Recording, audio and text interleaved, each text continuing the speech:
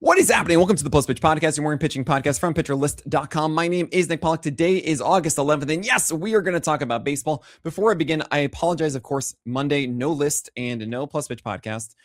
Just to be completely frank, there are a lot of things going on in my personal life. Nothing bad. You don't need to worry. I mean, yes, I did tear my Achilles tendon, and that did, that has taken a lot more time than I expected, and it has slowed other things down too. But it's just one of those situations where there's just a lot going on. And there are certain times in life where you have to step back and you have to say, like, look, I need to focus on these other things for a moment. I apologize about it. I'm trying as best I can to get back into a good routine.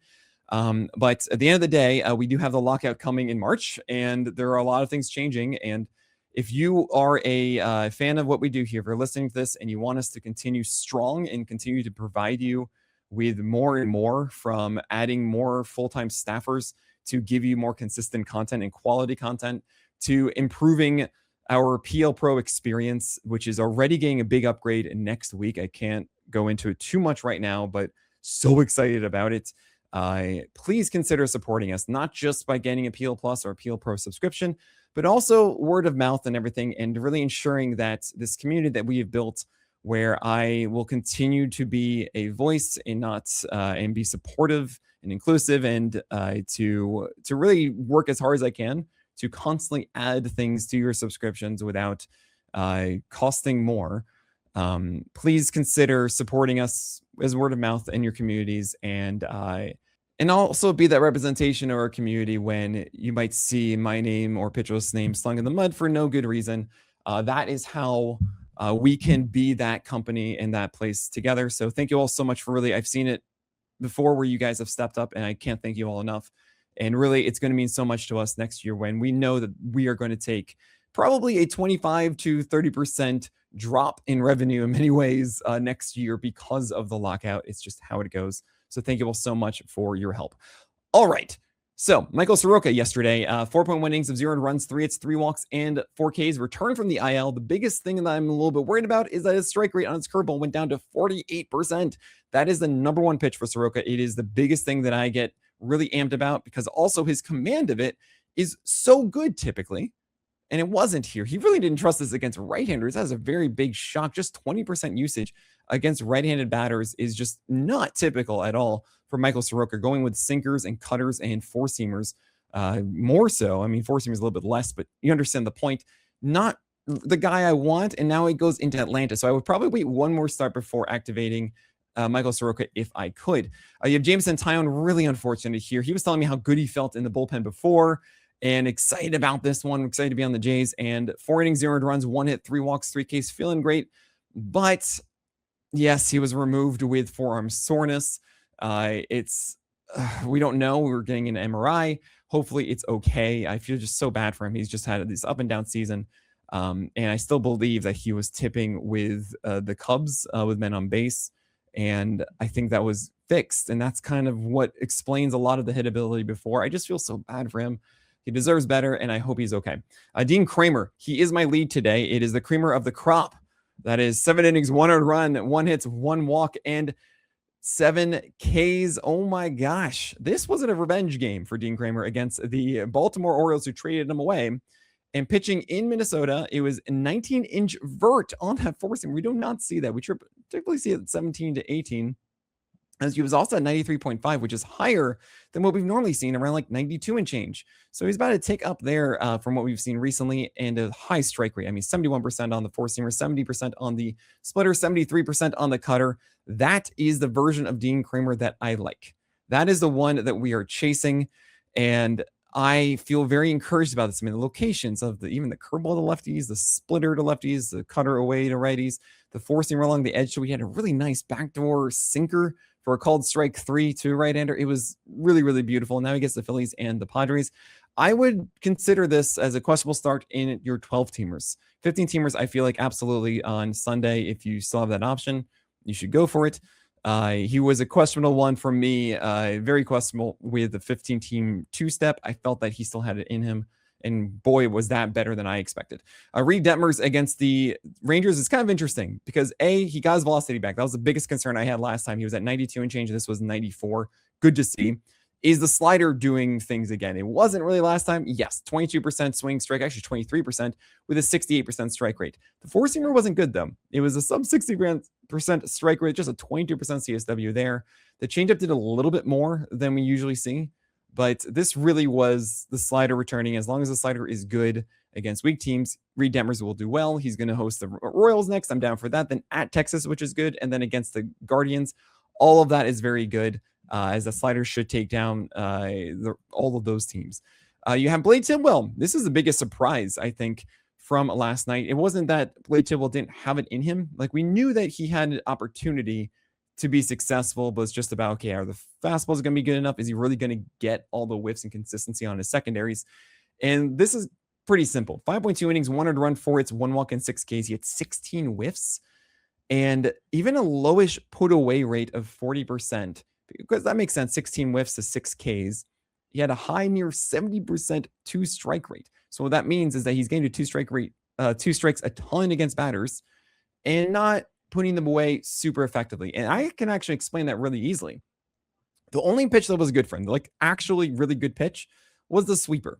And it needs to be for Blade Tidwell. Like, this is the number one pitch in his arsenal. It is the best breaking ball that he has.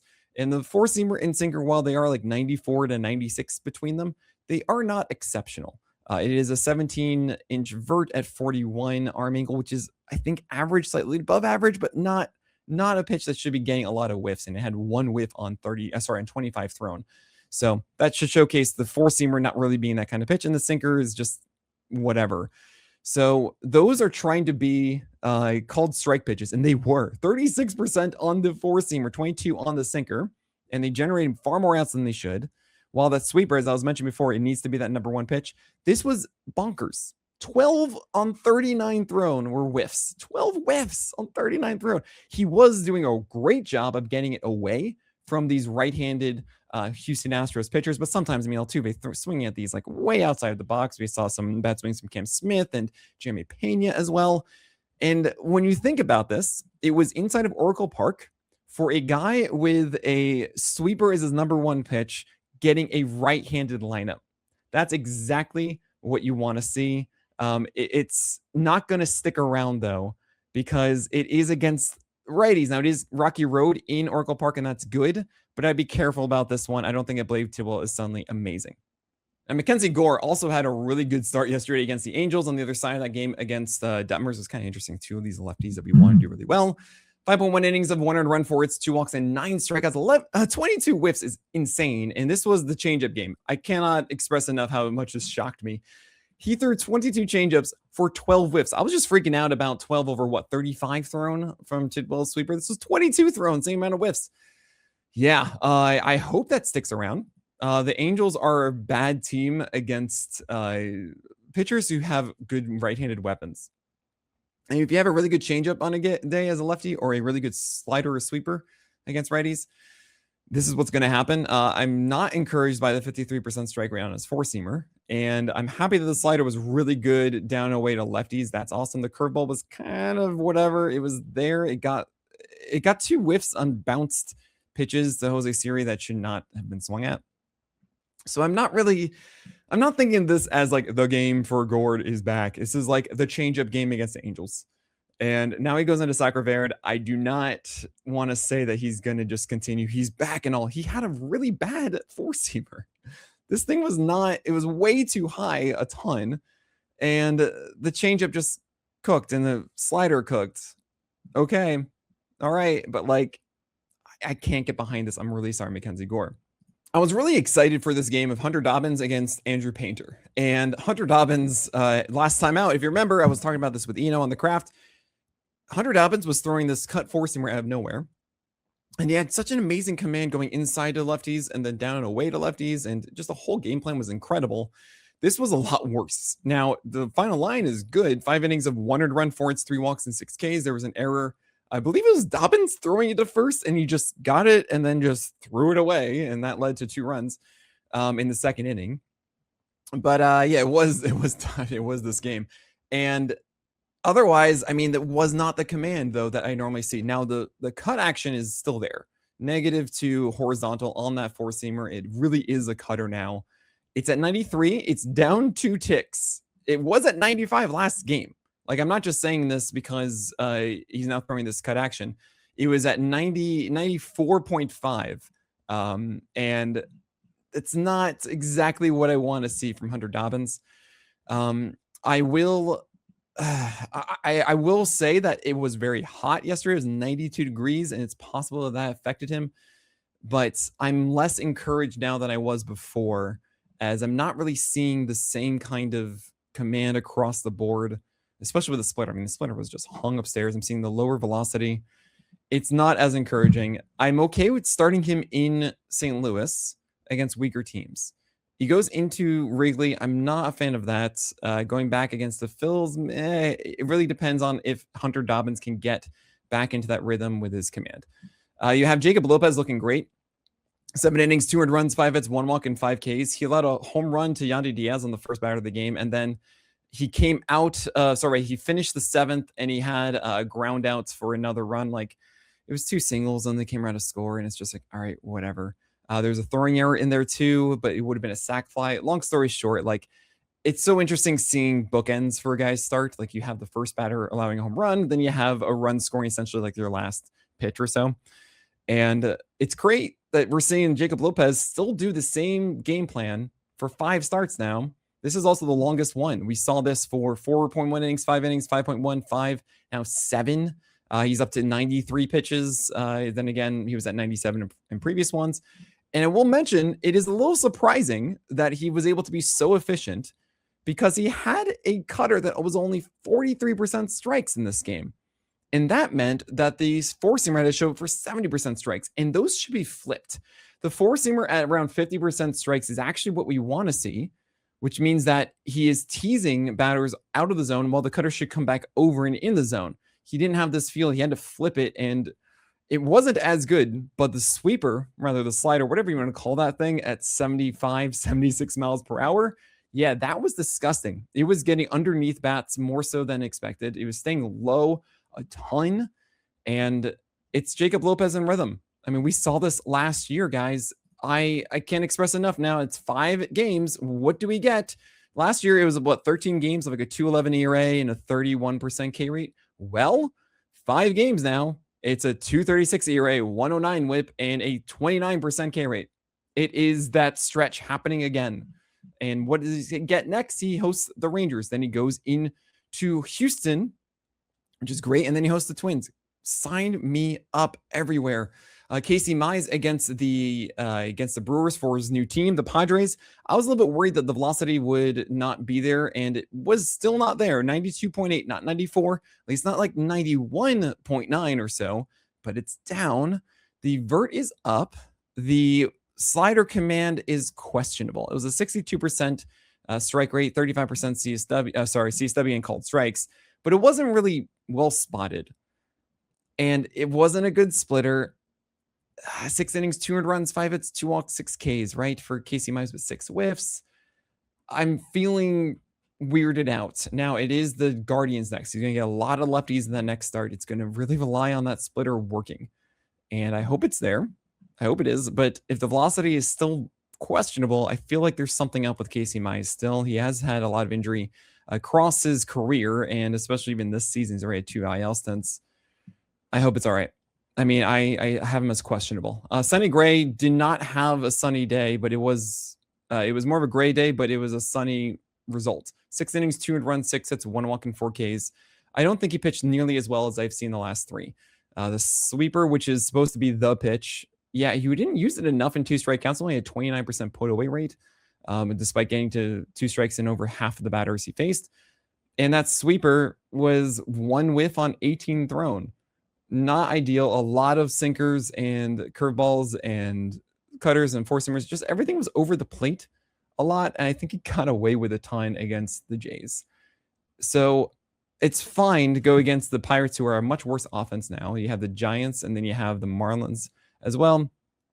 I'm okay. I'm okay with it. Just like be a little bit wary of it. All right. We have other guys, of course, to talk about. We have Andrew Painter, who I cannot express is a very interesting game. We have Trevor Rogers. We have Hayden Wisniewski, Logan Henderson, Freddie Peralta. We have a lot of guys to talk about. We're going to talk about all of them and more after this break. Andrew Painter, he had this really interesting return to the majors, and then he had a very disappointing start. In the interesting return, it was far fewer fastballs with a new changeup. Then the second start, shorter start, but a lot more fastballs and bad secondaries. And then this third one is a middle ground because still about 30% fastballs, which I wanted to be 20%. But the new changeup was way better. I mean, as far as results go, 71% strikes, 18% swing strike rate. It was his most thrown pitch at 30% usage, 41% against lefties. Oh my gosh. And it's getting involved against righties. It is not being located great. It is up way too much. It is not that down and away one that we want to see. Sweepers and sliders, though, are really well located to right-handers. He's got that down. So I am encouraged that you are getting a painter who is more focused on that breaking ball approach to right-handers. What we are seeing there is that 30%, actually more 40% against right-handers, which is a little interesting, but you should be throwing some sinkers inside it. We didn't really do that.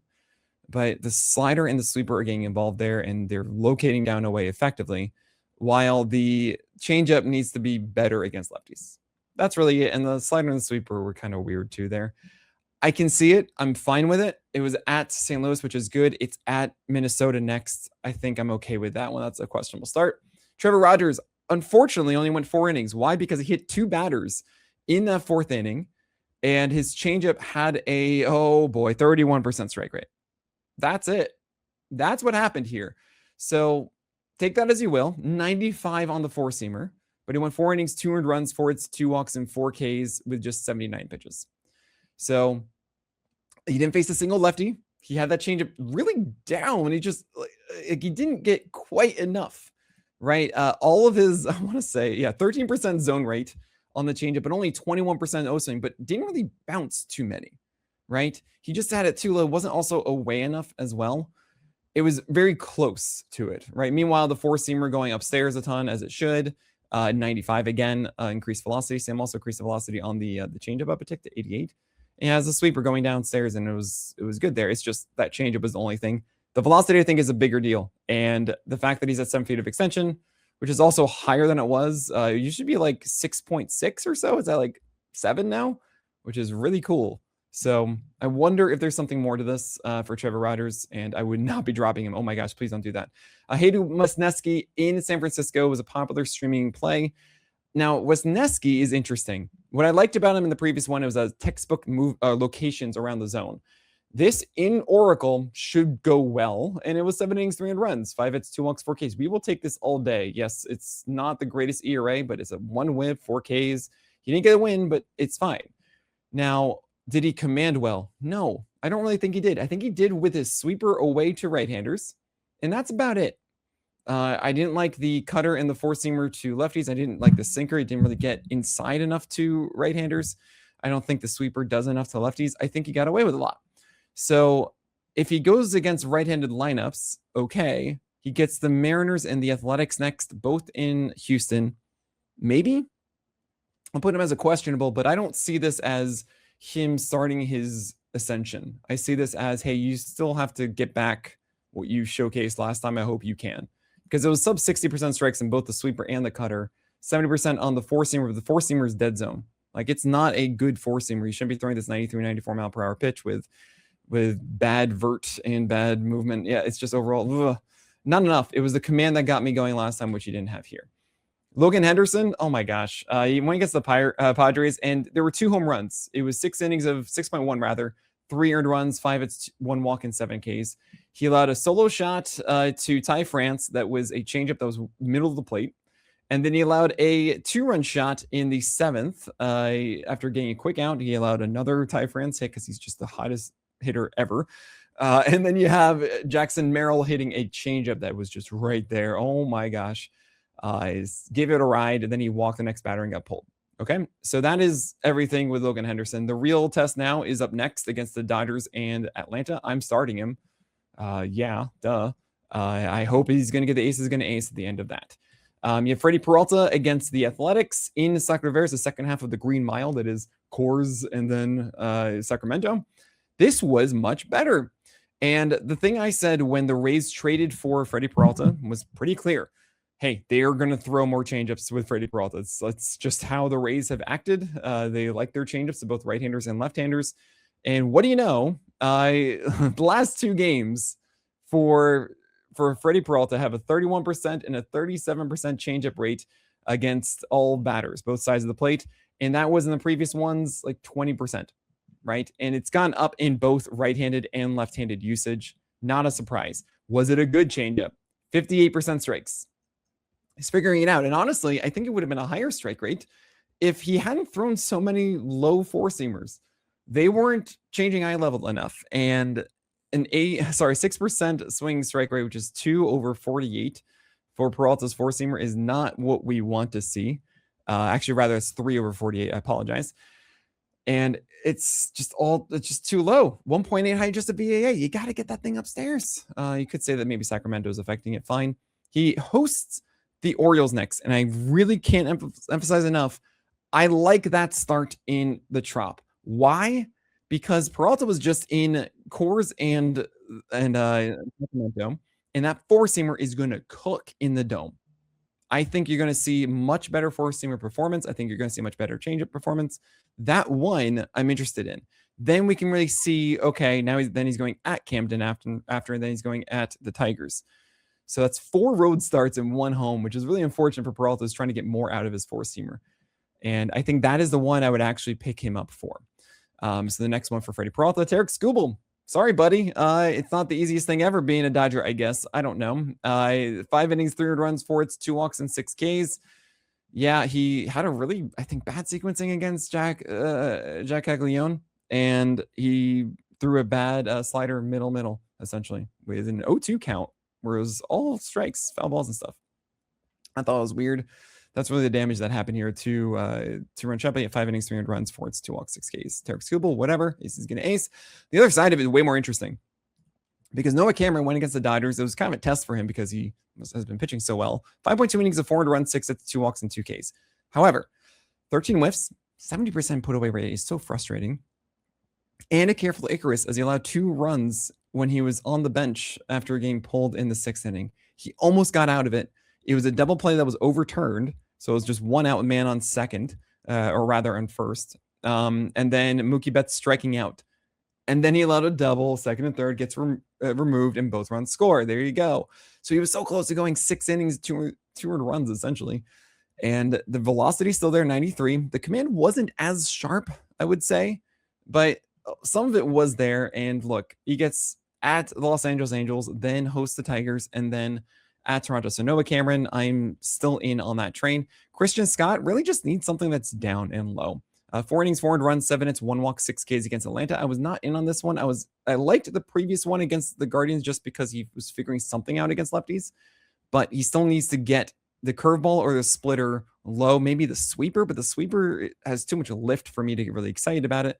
He only threw 1 curveball and 1 splitter, and there's really like nothing. I would say maybe 15% of the pitches he threw, 20% are low. No, it can't be that. It's got to be less than that. Yeah, I'd say like 10% or so. And that can't happen, right? You need to change the eye level. He has gained the 4-seamer upstairs. That's cool. He's trying to do the Cannibal McSanchez of cutters going above or into the zone to pair with the 4-seamer. But the sweeper is just staying up too much. And I'm not a huge fan of that. That's why you see only 1 whiff, actually 2 whiffs on 23 sweepers thrown. I think we needed better than that. And then Bryce Elder got completely bamboozled in the first, and it was a really rough inning for him. Grand Slam included, et cetera, et cetera. Fine. Let's just even ignore the 5 earned runs in the first inning. It wasn't like he was great for the 4 innings after. It was 2 earned runs, and it wasn't pitching that well. Like it was 5 innings, 7 earned runs, 10 hits, 3 walks, and 4 Ks. No, I'm not in. And then you also have Gabriel Hughes. Yeah, unfortunately, I got really excited about that one game against the Nationals and Coors, but Gabriel Hughes has not had the same command. And he is that interesting cut fastball, but it wasn't good at Arizona away from Coors. Now he goes into Oracle Park and it's like, oh, maybe. Stop. 4 innings, 7 earned runs, 5 hits, 3 walks, and 3 Ks. And just as a reminder, he had that really interesting start against the Nationals on July 22nd. It's 5 innings of 1 earned run. Then since it's been 5 innings, 3 earned runs, 5.1 of 5 earned runs, 4 innings of 7 earned runs. Yeah, I can't buy into it at all. Of course, it's a desperate stream against the Giants on Sunday, but you can't do that. He will get a lot of lefties against the Guardians, when he hosts them in Coors the following weekend on August 22nd. But no, I cannot endorse that either. All right, that is it for today. Thank you all so much, truly, for your support. My name is Nick Pollack, and may your BABIPs be low and your strikeouts high.